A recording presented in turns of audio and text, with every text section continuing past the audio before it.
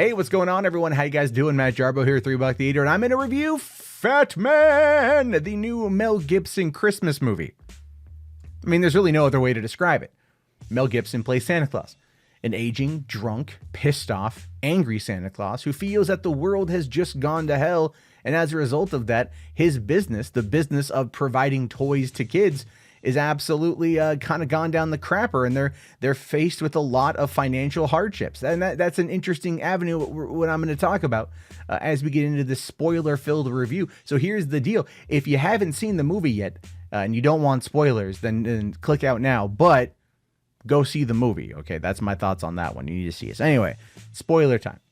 Mel Gibson, Fatman, Santa Claus, Kris Kringle. Everyone just calls him Chris. He hides his identity pretty well, and he does it because he has to. Now, he's got a deal with the United States government to basically act as like the largest stimulus package in the country. That's an interesting joke in the film because he provides toys, but there's this, how he pays for the toys, how he pays for all the materials, and how he pays his elves is through a subsidy program with the United States government, to where he gets paid for more or less giving toys to children, which then acts as a massive stimulus boost for the economy itself, because the economy, or Christmas, brings $3 trillion to the economy.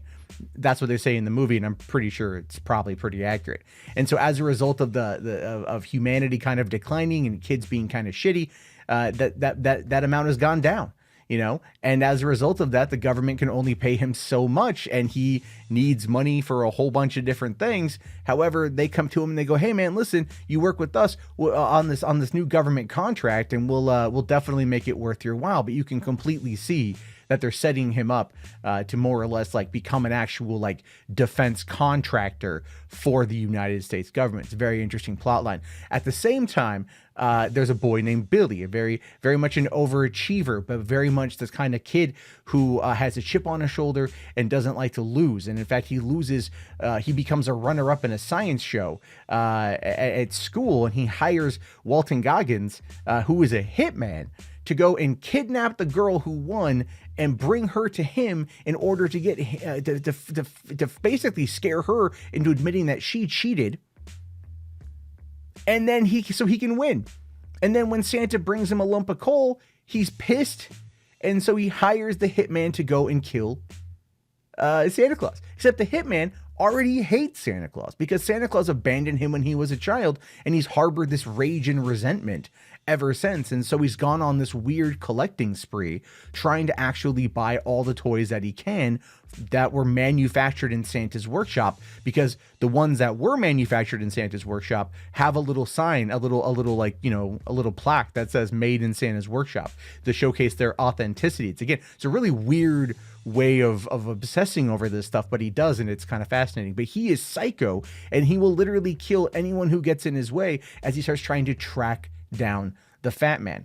And so it's two movies essentially, right? It's you know, Santa Claus and Mrs. Claus Roof, Mary Jean-Baptiste. By the way, Mel Gibson, there was a big controversy surrounding Mel Gibson and working with a black actress because of things Mel Gibson has said in the past. And the truth is, they had great chemistry. They worked really well together, and I really loved that. You could tell there was a lot of love there between the two of them. It was good. It was a good casting decision on that part, and I really liked Ruth's character. So from there, you know, we got Santa Claus trying to deal with all the stuff at the North Pole, and then it's the hitman making his way up to the North Pole to try to take him on out. And then when they finally do a showdown, you know, Walton Goggins just takes out the entire military presence, right? He just takes everybody out. There's all these military guys there, and then gets into that showdown that we see in the trailer with Santa Claus, where he's like, "You think other people haven't tried?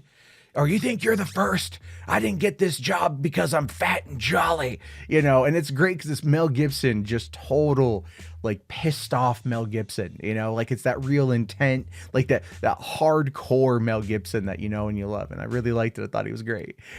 So like they have this awesome showdown, and then but you know, Walton Goggins overtakes him and he takes him out, like shoots him point blank in the eye, which was crazy because you think, oh my God, they killed Santa Claus. Then he goes in to finish off the wife, and she ends up, you know, outsmarting him and killing him. And in the process of this, we realize that Santa Claus can't die.